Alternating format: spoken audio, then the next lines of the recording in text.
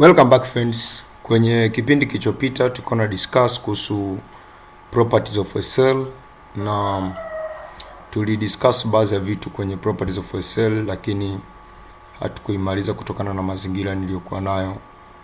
Kwa hiyo tulianza kudiscuss mambo ya properties of a cell, tukadiscuss diversity of cell size and shape, lakini baada ya hapo tukaona largest cell, smallest cell, then tukaona mycoplasma, tukaona the longest cell in the body, tukaona why the red blood cell is biconcave and the variation in different shapes of the cell. Na baada ya hapo tukawa tunaona factors limiting or determining the largest size of the cell. Tukawa tumediscuss baadhi ya vitu pale. Tukaona factor ya kwanza ilikuwa ni surface area to volume ratio, yani cell ambayo inakuwa na surface area to volume ratio. Tukafanya calculation na tukasema kwamba hii image ina makosa, ila nikasema kwamba nitaifanyia modification. And after that tukasema kwamba cell ikiwa kubwa surface area to volume ratio inakuwa ndogo, because cells must be small in order surface area to volume ratio iwe maintained. After that tukaenda kwenye factor pili ambayo ni nuclear control. Tukasema nucleus ina control all activities within the body of an organism. So au nucleus ina control all activities of the cell. Hiyo within the body of an organism ni pronunciation error. So nucleus ina control all activities which are taking place within the cell. Nucleus ina control all activities which are taking place in the cytoplasm of a cell. So if the cell becomes bigger, manake the cytoplasm becomes bigger also. The ability of the nucleus to control all activities of the cell inakuwa ndogo. Unaona? Ndio maana tukasema the largest cell they either divide or they die. Kudivide manake ni option ambayo itadivide, itapunguza cytoplasm na pia nucleus itaenda kwenda kwenye pieces. The genetic material will replicate and such each nucleus itakuwa ina kipande chake cha genetic material. Lakini kudai ni kwa sababu kama nucleus ikishindwa kucontrol all activities of the cell, then the cell will die. Kwa tukasema kwamba the effect of large cytoplasm would limit the efficiency of these processes because the number of these genetic messengers is usually small. Because nucleus ina control the activities taking place in the cytoplasm usually through the genetic messengers, but the number of these genetic messengers ambazo zinatoka kwa nucleus which are copied from DNA to the cytoplasm, they are usually small. So if the cytoplasm becomes larger, then these processes which are controlled by the genetic messengers they will fail. Unaona, kwa kama hizo processes zita fail, manake capacity or ability of the nucleus to control all activities of the cell will fail, and thus the cell can die because the number of these genetic messengers is small. So the capacity of nucleus to control the activities of cell growth to largest will not be easier for the nucleus to control the activities. So uwezo wa nucleus ku control activities of the cell growth kuwa largest haitakuwa rahisi. So if the cell grow to the large size having one nucleus, it may either divide or die. Only two options there here, either to divide or to die if its nucleus loses its control. Kwa cell inaweza ka divide au ikadie. Some large and complex cells such as palamecium and amoeba chaos. Huyu tunayemwona kwenye diagram hapa ni palamecium ambaye na macronucleus pamoja na micronucleus. Macro ni mkubwa, micro ni mdogo. They have two nuclei, the macronucleus and the micronucleus. These help to carry the activities easier. The macronucleus is polyploid, manake ina multiple of the number of chromosomes and controls metabolic activities, while micronucleus is diploid. Diploid manake ina a single pair of a single kind of chromosomes and controls reproduction and formation of macronucleus during cell division. Kwa unaona micronucleus ina control vitu viwili, reproduction pamoja na formation of macronucleus during cell division, lakini the macronucleus ina control all metabolic activities taking place within the cell. So large cell with one nucleus are inactive. For example, unfertilized egg cell. Unfertilized egg cell kwenye human being yeye anakuwa ni inactive, ni mkubwa kama ambavyo tumesoma kwamba the largest cell in the human body is oval, lakini anakuwa inactive manake hafanyi metabolism sana. Lakini from there we have cell function or rate of metabolism au cell metabolism. I know kwamba hamjui maana metabolism, na metabolism maana yake ni kwamba metabolism tunasema kama ni total of all chemical reactions taking place within the cell. Kwa hiyo vitu vyote vinaendelea ndani ya cell tunaita kama metabolism. Kama ni respiration, it is metabolism. Photosynthesis, it is metabolism. All of the chemical reactions which are taking place within the cell, if it is digestion is taking place within the cell, if it is engulfing certain, and all of those processes, total of all chemical reactions taking place within the cell, total of all chemical reactions taking place within the cell is what you call as metabolism. So small sized cells are more active and the rate of metabolism is rapid. Seli ambazo zinakuwa ndogo zinakuwa very active na speed yake ya kufanya metabolism inakuwa kubwa. To maintain survival of the cells, their size is usually maintained smaller and hence the survival of the whole organism. Kwa ili seli iweze kusurvive lazima tu maintain kwenda kwenye smaller size. Na hivyo ndivyo ambavyo hata organism mzima anaweza akasurvive. So a small cell has large surface area to volume ratio to increase the rate of metabolism. Small cell inakuwa na large surface area to volume ratio ili kuweza kuongeza rate of metabolism. Kama tulivyosoma kule juu kuhusu surface area to volume ratio. Maana large cells zinakuwa zina small surface area to volume ratio and thus they can't undergo metabolism at the highest speed. The egg cell of birds like an ostrich can grow as large as possible. Hapa ni moja, as large as possible, because their food, the yolk, is already inside, so they don't require food from the environment.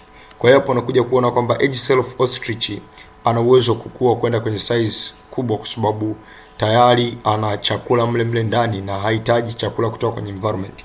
Kwa kama ana chakula mle ndani kupitia ile yolk ambayo iko ndani ya yai lenyewe, hahitaji chakula kutoka outside. Kwa kama hahitaji chakula kutoka outside, manake hata akiwa mkubwa inakuwa haina shida katika kuhitaji chakula. Now let's continue and now let's see the factors limiting or determining the smallest size of the cell. What are the factors determining the smallest size of the cell? Smallest size of the cell inakuwa determined with only one factor, the space ambayo au the minimum volume ambayo tunaweza tukaweka organelles. So the major factor limiting the smallest size of the cell is the smallest volume into which the minimum number and the size of essential cellular components such as organelles and genetic material can be fitted in order for the independent cellular existence to be possible.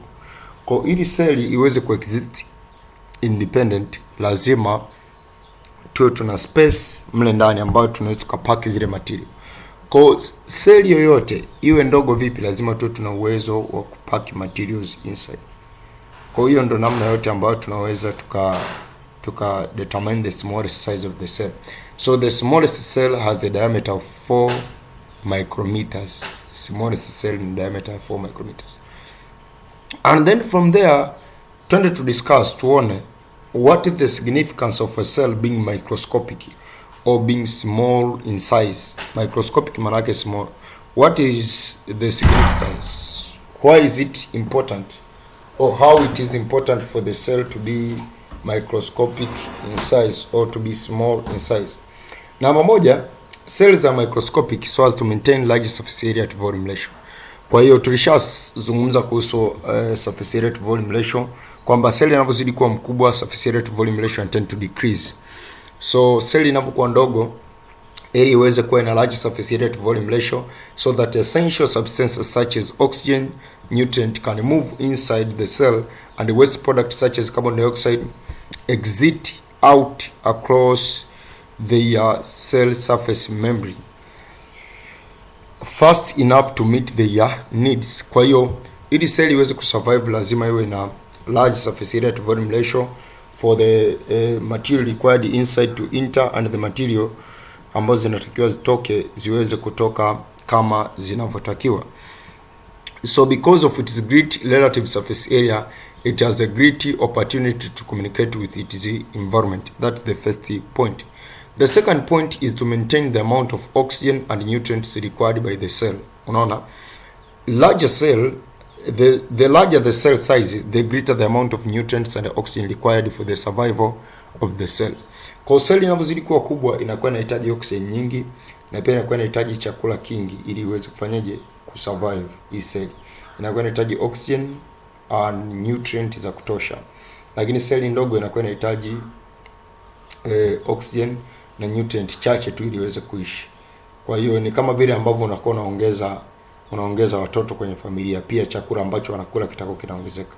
So that's why huwa tunasema kwamba katika family planning, kama unaweza kuwalisha watoto chakula cha kutosha, basi uzae wengi, lakini if you are not able, basi uwe nao wachache.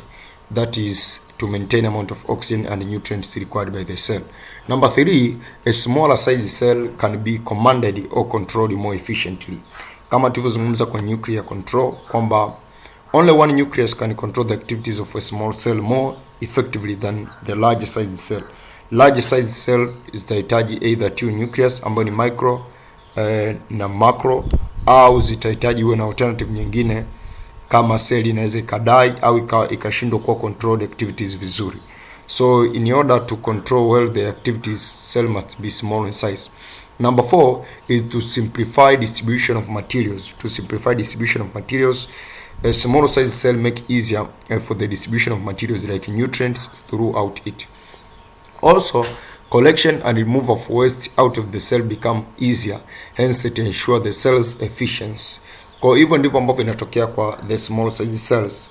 But the large cells, the greater would be the problem of diffusion. For example, the problem of respiratory gases diffusion.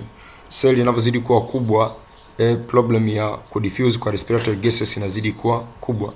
So in large active cells, this has been solved by development of cytoplasmic streaming. Cytoplasmic streaming ni way ya movement within the cytoplasm ambazo kuna materials mbalimbali zinazokuwa zinapita kwenye cytoplasm from one part of cytoplasm kwenda kwenye another part. Kwa zile materials zinakuwa zinapita by cytoplasmic streaming, zinakuwa zinapita kwenye certain stream. That's why this movement is called as a cytoplasmic streaming. Now from there we can discuss the ways in which cell interact with the environment through plasma membrane. Kwamba cell inakuwa na uwezo wa kuinteract na environment yake au na mazingira yake through plasma membrane, na ina interact kwa njia mbalimbali. Kwa sababu tumesoma kwamba cell inakuwa small in size ili iwe na uwezo mkubwa wa kuinteract with the environment, and it is small in size in order to maintain the large surface area to volume ratio. Basi ni vyema tukasoma na ways pia ambayo cell inaweza interact with the environment. Ya kwanza ni passage of water. Membrane is free permeable to water. Water enter the cell from the environment by osmosis. Kwa tunakuwa na movement ya osmosis ambayo ina allow water ziweze kupass through the cell membrane. It is freely permeable to water. Second, the passage of bulk materials. The cell membranes sometimes engulf liquids, a process known as pinocytosis. Cell membrane ina engulf liquid, kitu ambacho kinaitwa nini? Pinocytosis. And solid and even other cells, a process known as phagocytosis. Kwa hiyo cell inavyokuwa inachukua bulk materials, tunavyosema bulk maana yake ni vitu ambavyo inakuwa ni vingi, ni kama kamzigo fulani. Ni tofauti na water inapita molecule moja. So sometimes cell inaweza ikawa inachukua materials kwenye liquid, tunaita pinocytosis. Pinocytosis sometimes tunaita kama ni cell drinking, kwa sababu cell inakuwa inachukua liquid. Cell drinking. Wakati phagocytosis ni cell eating, cell inakuwa inakula solid. So the foraging substance from the environment, cell inakuwa inachukua vitu mbalimbali. Nyingine ni solid naita phagocytosis, liquid naita pinocytosis. Lakini pia kuna selective transport of substances. Cell membrane pia kuna baadhi ya substance ambazo ina select zipite, substance nyingine haiallow zipite. So membrane are very specific about which substance they allow to enter and leave the cell. So a cell membrane is selectively permeable membrane. Only small size the ions are allowed. Small size the ions pekee ndizo ambazo zinaruhusiwa kupita kwenye seli membrane, zinaruhusiwa kupita kwenye cell membrane. Kwa hizo pekee, only small size ions are allowed to enter and leave the cell, lakini molecules kubwa kama proteins, carbohydrate, hizi ziweze kuingia kwenye cell lazima zipite through the facilitated diffusion, zinapita through the transport proteins. Kutakuwa kuna poles fulani ambazo zina allow hizo proteins ziweze kupita, kama ambavyo tuta discuss in detail later in part of cell membrane. Lakini number 4 ni reception of information.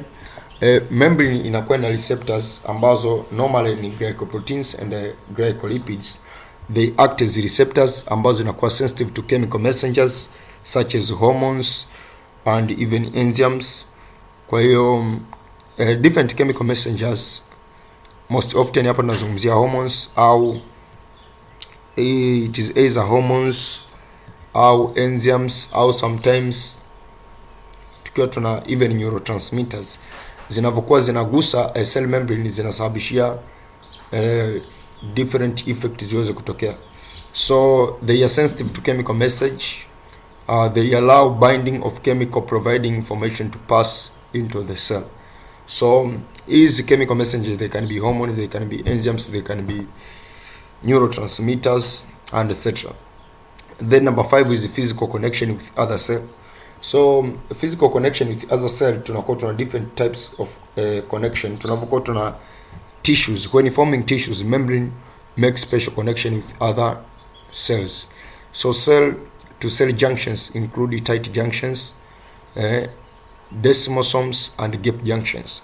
Utasoma hizi in detail utakapokuwa unasoma kuhusu histology kwenye anatomy utakapofika chuoni, lakini for now unatakiwa ujue tu cell to cell junction. Tunaweza kuwa tuna tight junctions, desmosomes na gap junctions. Tutaenda kuona kidogo baadhi ya parts kama kwenye coordination, tutaenda kudiscuss kidogo kuhusu gap junctions kwa sababu zinahusika kwenye electrical synapse na vitu kama hivyo. Tunazo study questions ambazo